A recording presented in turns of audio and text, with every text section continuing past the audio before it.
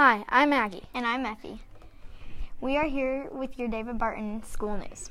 Lots of things are going on in December. It's hard to keep track of them. Here are some of those special events. The David Barton 5th grade band is having a concert on Tuesday, December 18th. Gabby and Beth sat down with some students to interview about the band concert. Let's take a look at that now. Not laugh. Hi, I'm Beth, interviewing Braylon about the 5th grade band concert. What instrument do you play? I play the trombone. Is your instrument easy or hard to play?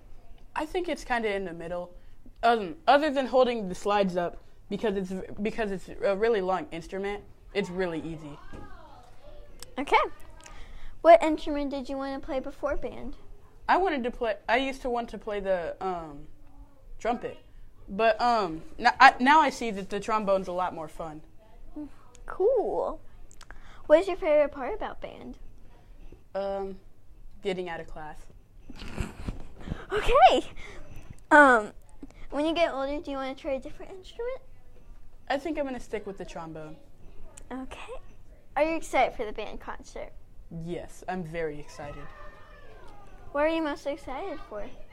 I want to show my parents, because I haven't played for them yet, so I want to show them how good our concert it will be. What songs are you going to play in the band concert? I think we'll do a bunch of different varieties of it. Like we'll play some hot cross buns, jingle bells, and some other stuff. Cool. Have you been practicing the songs you're going to play? Yeah, we do it all the time at practice. I think it's really fun. Okay. Is there anything you want to say to the 4th graders that are going to do band next year?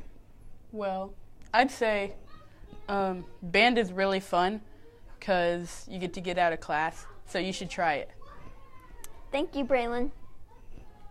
Hi, I'm Gabby, interviewing Allie about the 5th grade band concert. So, Allie, are you excited about the band concert? Yes, I am. Have you been practicing? Yes. What is your favorite song that we are doing in the concert? Probably Jingle Bells. Is your instrument hard to play? I mean, from a clarinet's perspective, no. But from like a brass instrument, yes. So what is your instrument? My instrument is a saxophone. If you could pick any other instrument you want to play, what would it be and why? It would probably be the drums because I've loved the drums since I was like a little kid and everything, so yeah. What's your favorite part about band? Probably playing the instrument. If you could pick any other song you want to play on your instrument in the band concert, what would it be and why? I'm not sure about that one. Is the instrument you picked the instrument you will keep? Yes. Will you keep playing until high school? Yes. Well, Allie, that's all the questions I have. Thank you. Thank you. Thank you, Gabby and Beth. Wednesday, December 19th is David Barton's Christmas party. Different grades have different times throughout the morning. All parties will be in the gym. We all have an early dismissal that day at 1. An author who wrote 5 books will be coming to our school in January. His name is Stephen Kozan. To find more information, go to ivisitourschool.com. So, Effie, have you heard about over the intercom about Cool School? Yes, in fact, Madeline sat down with the creator of Cool School, Dr. Chad Rose. Let's take a look at that now. Hi, my name is Madeline, and I'm here today with Dr. Chad Rose. Welcome, Dr. Rose. We have had your Cool School here at David Barton for a couple of years now. Can you tell us a little bit about Cool School? Sure.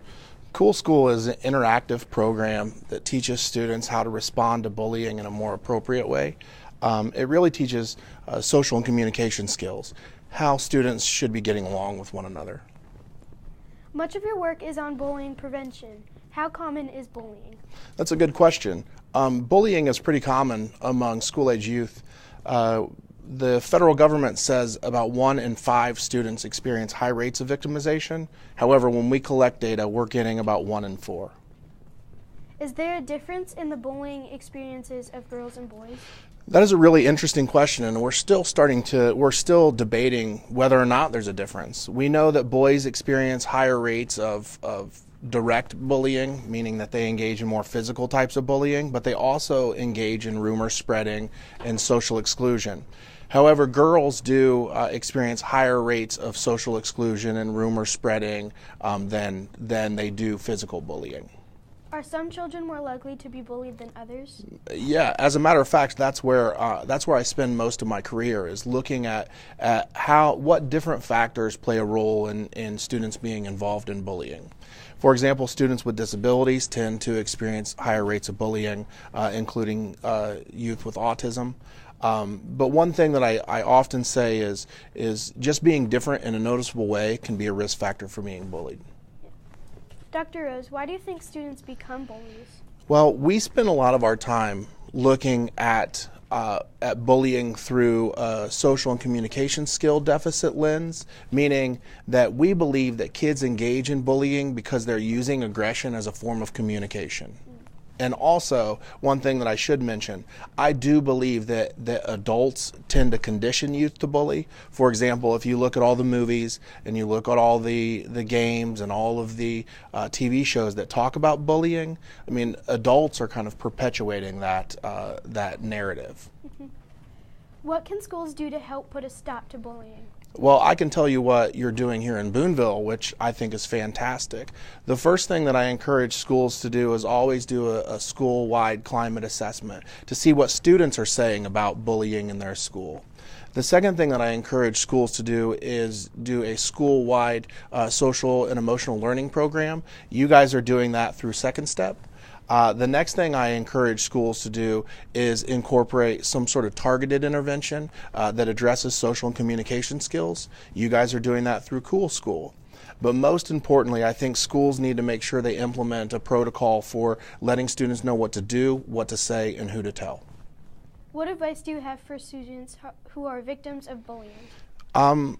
I talk about this quite a bit, but the first thing that I tell youth who are victimized is learn what to do, what to say, and who to tell. Also recognize that you're never standing alone. There are people out there that care about you, that care about who you are and what you do, and talk to those people. So a few things, I want you to first recognize the positive attributes that you have. So make a list of those things that are good about you, and there's always something that's really awesome about you. The second thing is I would encourage you to make a list of your friends or people that you can trust. And not everybody is your friend. We don't have the capacity to have hundreds of friends. I want you to identify those 2 or 3 people that you can really talk to and trust.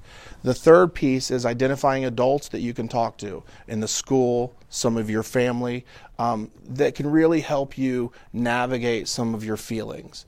But most importantly, never feel like you're standing alone. If you ever do, you can call me. Everybody here in the district has my number. I'm pretty easy to get a hold of, and I would be willing to help. Thank you. Dr. Rose, is there anything you would like to say to the students here at David Barton? I would like to say a few things. First, thank you so much for allowing us to come into your building. We have enjoyed coming into David Barton and the Boonville School District for the past 2 or 3 years. My students are always excited to come here. They always enjoy working in the school. The next piece is let's make sure that we're being kind to one another, and also recognizing that nobody has the right to make others feel bad about themselves. And the final piece is I would encourage everybody to embrace individuality.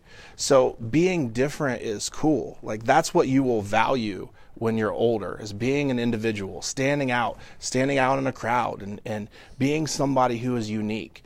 And don't let others stifle that in you here or anywhere. Be as unique as possible. Be an individual. Love who you are, because that's what we all love about you. Thank you so much for talking with me, Dr. Rose. Thank you for talking with me. That was awesome. Thank you, Madeline. Mrs. Davis is the wonderful ACES teacher. Tegan and Emma sat down with her to talk. Let's take a look at that now. Hey, TouchCast News. I'm Tegan, and this is Emma.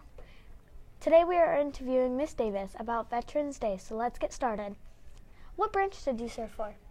I served in the United States Coast Guard, and the Coast Guard is one of the branches of service that is not like included in Well, your Army, Air Force, Marines, and Navy. The Coast Guard does mostly life-saving and busting drugs. Why did you serve in that branch? Well, I will tell you, when I was younger, my dad, he says, you are going to go into the military. He actually fooled me. He said, hey, let's go on this shopping trip, right? So I went down on this shopping trip with him, and we ended up in the recruiter's office, and he said, I'm not leaving until you sign up. And I said, I'm not signing up. And he says, I'm not leaving until you do. And we got all day. Well, he won. I signed up, and I joined, and I had a 20-plus year wonderful job at doing that in the Coast Guard. So, How old were you when you started? I was 17. So if you do the math, I retired at 37 from my first job. 37. I retired. This is my second job. Teaching's my second job. What was your first day like? Oh my goodness, I was so scared. I will tell you, here's a funny story. I actually got on because you had to go and get on a bus, and then the bus took you from the airport to the boot camp in New Jersey. And I had a pair of glasses, and I only had one lens in them. So I could only see like out of one, yeah. So imagine you without this lens. Yeah. Right, so that's what I was like. And so, I was very scared, and people were yelling at me and shouting at me and to move fast and everything, and that was just like, that was very weird to me. But I learned that as I went on, that there's a reason why people are yelling at you. And when I went back as a company commander, which is those people that get you off the bus and are yelling at you, there's a reason for everything they do. Because if there's a fire on a ship, you need to be able to have someone yelling, and you need to be able to understand what they're saying and get done the job so that everybody's safe. All right, well, why is Veterans Day important to you? Oh my goodness. Whew. Veterans Day is so important to me because if you stop and think about, and you guys are young, you're very young, but if you do history and you look back, there were kids that were 15 years old back in the day, and they were lying about their age just so they could join the military to go and support the United States because they didn't want other countries to take over the United States. So, I mean, Veterans Day is extremely important for me because if we didn't have veterans, we may be speaking a different language right now in this United States. So veterans are very important. They're old and they're slow as far as their movements go, and people need to be patient because you have absolutely no idea what these people gave up for us. All right, well, that's all we have for TouchCast News today. Bye. Bye. Thank you, Tegan and Emma. Now for a commercial break.